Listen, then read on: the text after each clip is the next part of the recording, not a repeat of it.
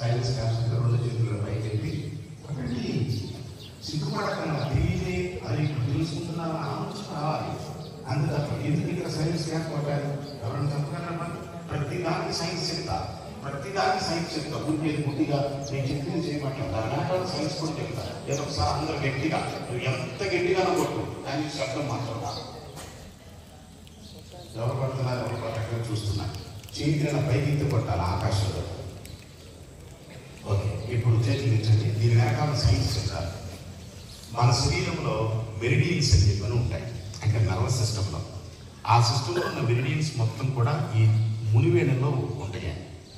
ఈ మునివేళ్ళలో అటువంటి ఈ మునివేళ్ళని మనం ఎప్పుడైతే ఇలా టచ్ చేసామో, సపోజ్ చిన్న ఎగ్జాంపుల్, మీరు ఫుడ్ తింటున్నారు.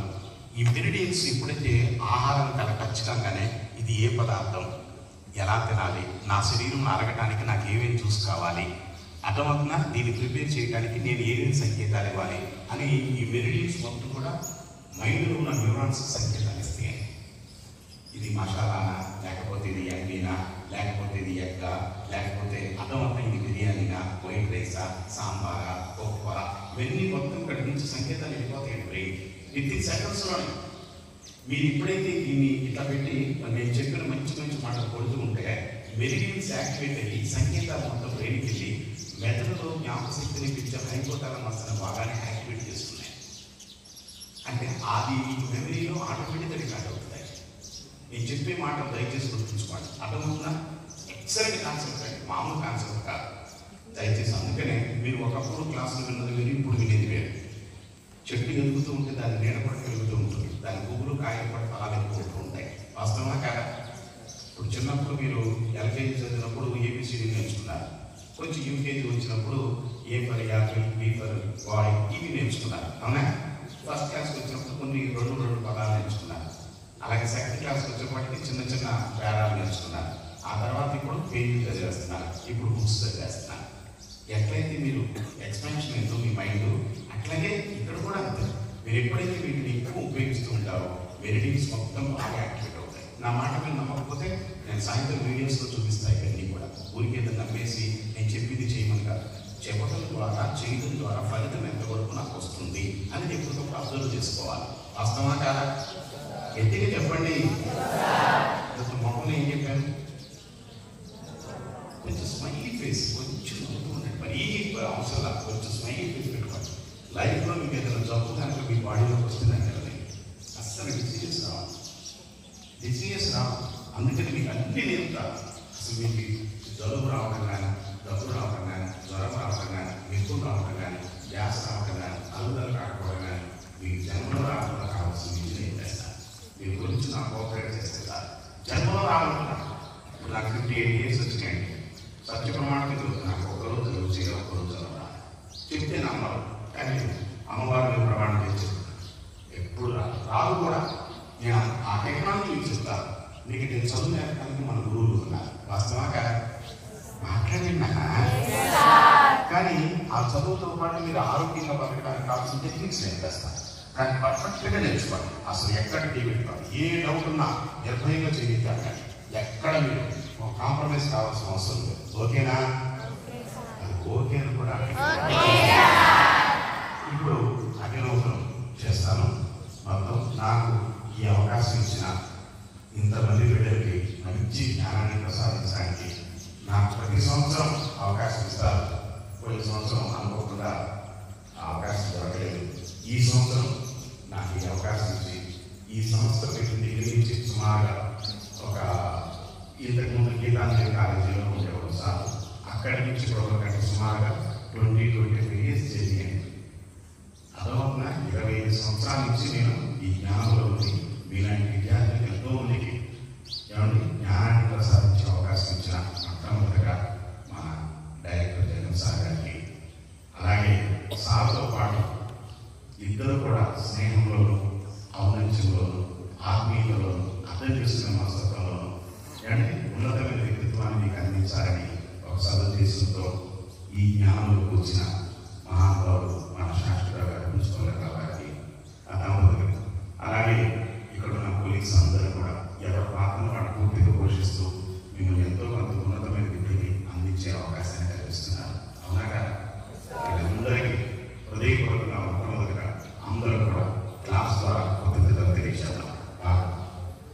రెండు చేతులతో.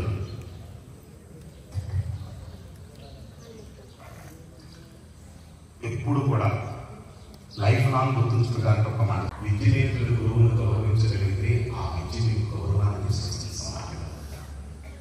గుర్తుంచుకోండి మాట, విద్య నేర్పిన గురువును గౌరవించగలిగితే ఆ విద్య ఈ సమాజంలో మీకు గౌరవాన్ని తీసుకొస్తుంది. ఏదైనా ఒక వయసు వచ్చిన అప్పుడు విలువ తెలుస్తుంది. అప్పుడు మనకు విలువ తెలియకపోవచ్చు. అర్థమవుతుందని చెప్పిన మాట మరొకసారి మీ అందరికీ చెప్తున్నారు, విద్య నేర్పిన గురువును గౌరవించాలి. ఎందుకంటే ఒక గురువు ఎలా ఉంటారు, ఒక ఉపాధ్యాయుడు మీకోసం ఎంత తప్పిస్తారు, ఇవన్నీ నేను క్లాసులో చెప్తాను. కానీ ఈరోజు మాత్రం ఈ క్లాసులో మీరు ఉన్నదాన్ని ఎదిగి అనుకున్న దాన్ని సాధించాలి అంటే నేను చెప్పిన ఒక మంత్రాన్ని మీరు రెగ్యులర్గా ఉచ్చరించుకోండి. అద్భుతంగా మాత్రం ఇస్తాను. ఏమన్నా ఎవరు మాట్లాడాలి మీ అందరూ అనుకోవచ్చు, అందరూ తల్లిదండ్రులు పూజిస్తారు, చాలా మంచి తల్లిదండ్రుల దగ్గర ఉన్న పని వ్యక్తులు ఎవరు? ఎట్టిగా చెప్పండి. ఫస్ట్ టీచర్ ఎవరు మీ లైఫ్?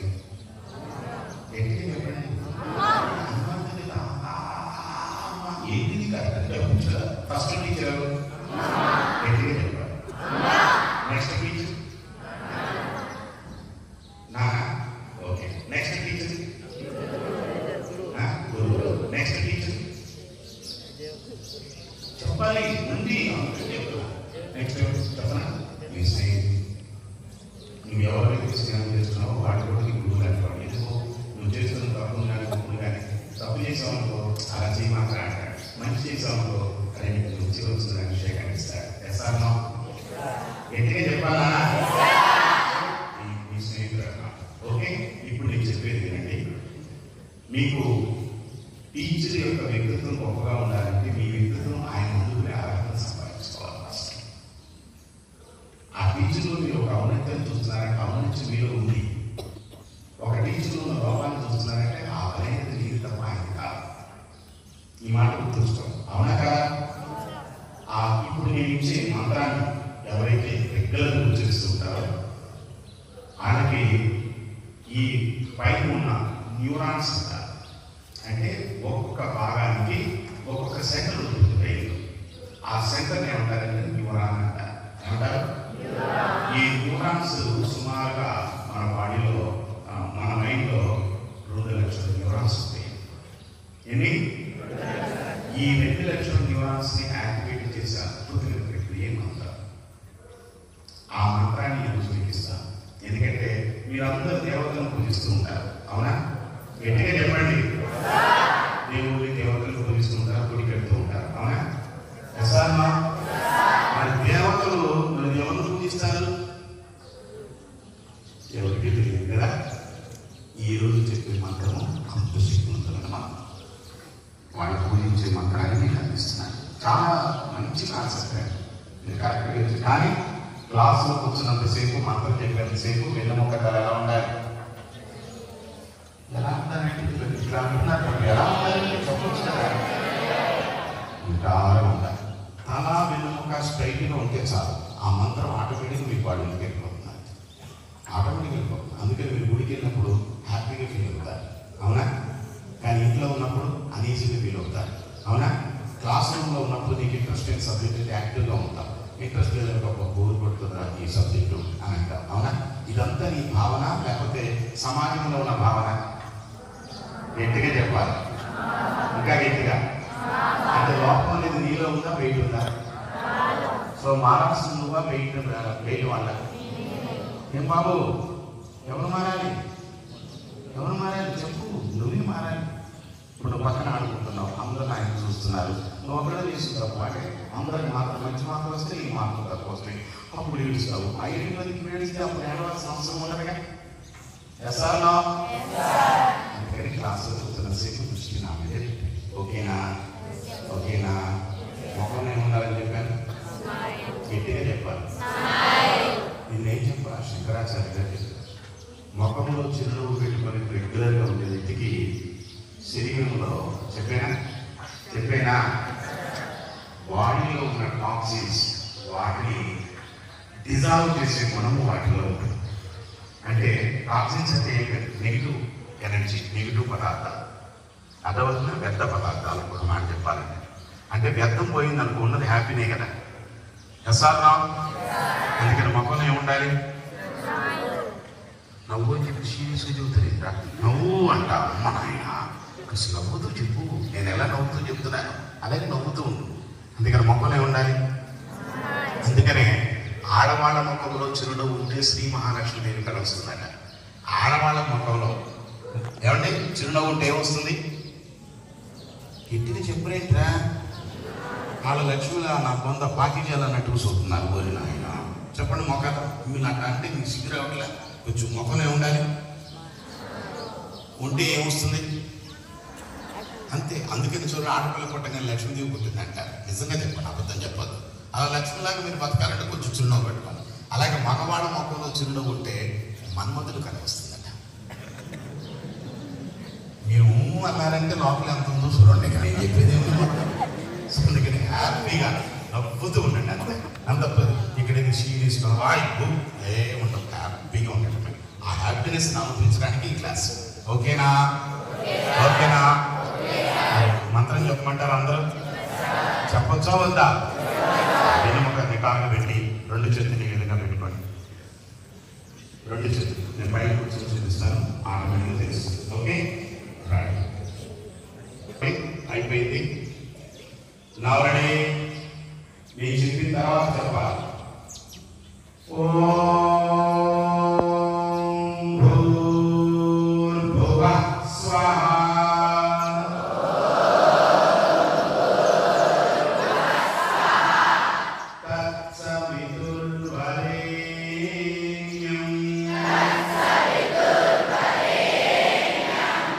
భర్గో దేవస్య ధీమహి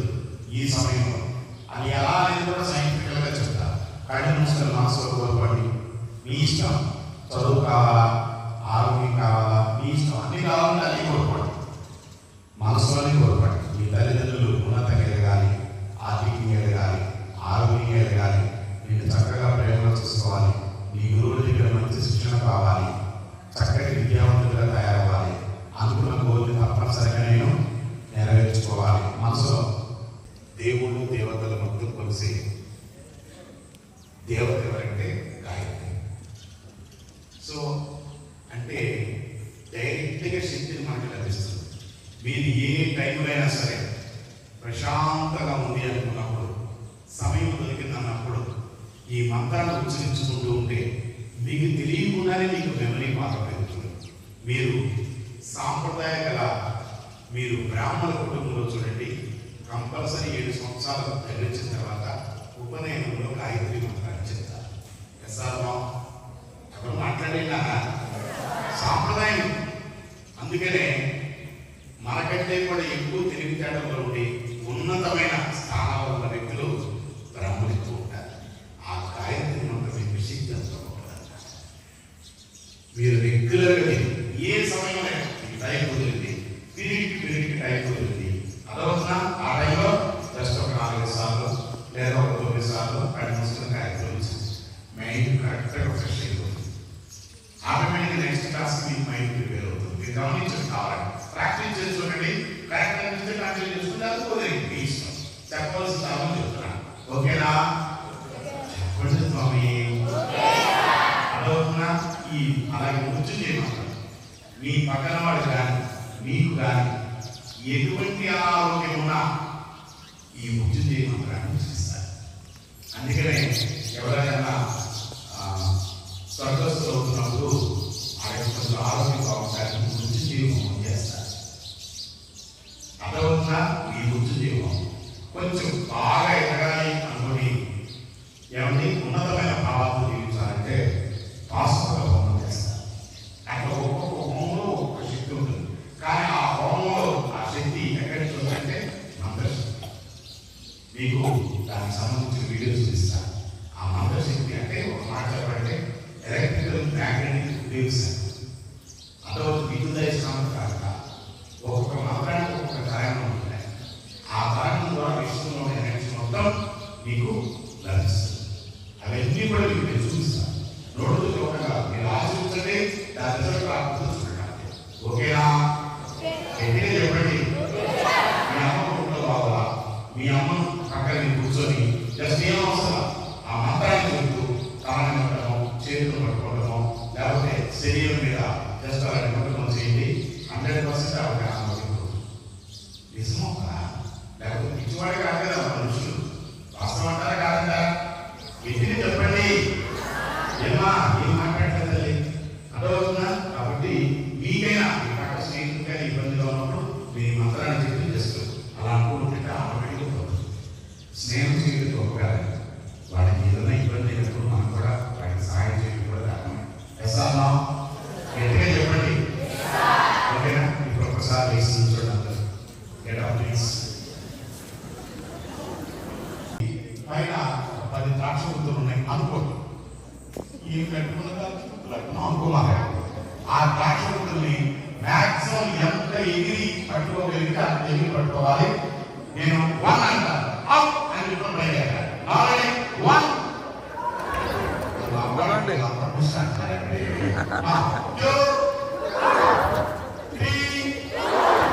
కొంతమంది ఆ పిల్లల్ని తీసుకెళ్ళి ఎట్లా మనకు అంటే గురువు గారు చెప్పింది ఎందుకు తెలుసా? అలాగే మీకు తెలుస్తుంది. ఈ కాలంలో ఇప్పుడు కూర్చున్నప్పుడు కొంచెం దిక్కులు గాను, తిమ్మిలు గాను, మందవతి గాను, నమ్మనస్తూనే ఉంటాయి. వాటిని మొత్తాన్ని యాక్టివేట్ చేసి పద్ధతి చెబుతున్నారు. మీరేమో నేర్చుకోరు, కనీసం తెలుసుకోరు, చెప్పినా ఆచరించరు. ఎట్లా ఇప్పుడు ఎప్పుడు మార్పుని ఆ కోసమే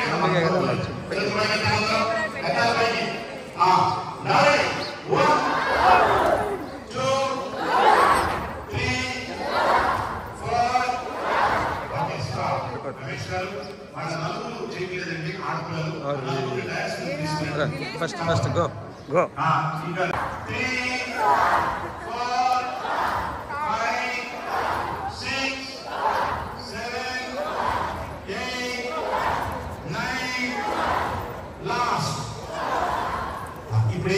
తెలుసా? అలా ఉండి ఏం చేస్తారంటే నన్ను అలాగే ఉంటాడు. మీ పక్కన వాళ్ళకి సేకరించుకోండి.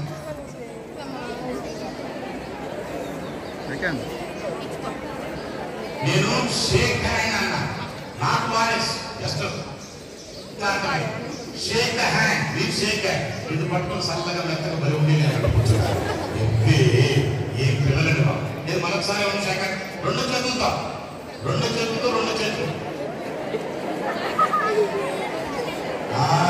Excellent excellent excellent.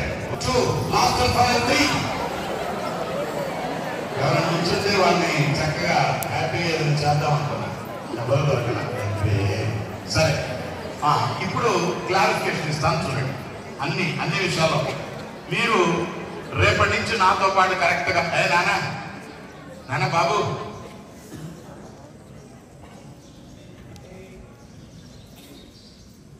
ఇప్పుడు చూడండి. ఫస్ట్ మీకు నేర్పేది ఏంటంటే అద్భుతమైన కాన్సెప్ట్ చెప్తా. ఈ ఒక్క పాయింట్ పట్టుకోండి, మీ జీవితం మారిపోతుంది అంతే. ఓకే, చూడండి, మంచి పాయింట్ చెప్తాను.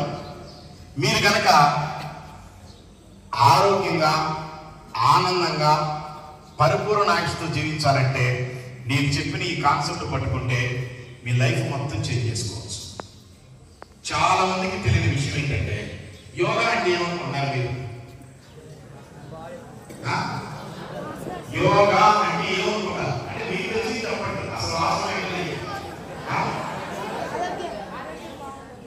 ఆరోగ్యం కోసం చేసేదే యోగా, అంతేనా? కాలు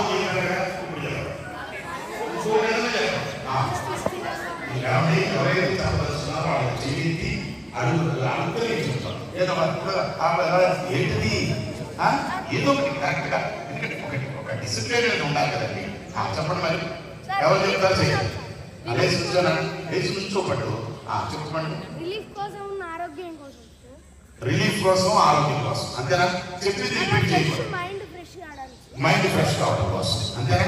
రైట్, కూర్చోండి. వాడు ఒకసారి మనస్ఫూర్తిగా రేపొద్దున మీరు కూడా ఒక వ్యక్తిని అభివృద్ధించే మనస్తత్వానికి ఎదగండి.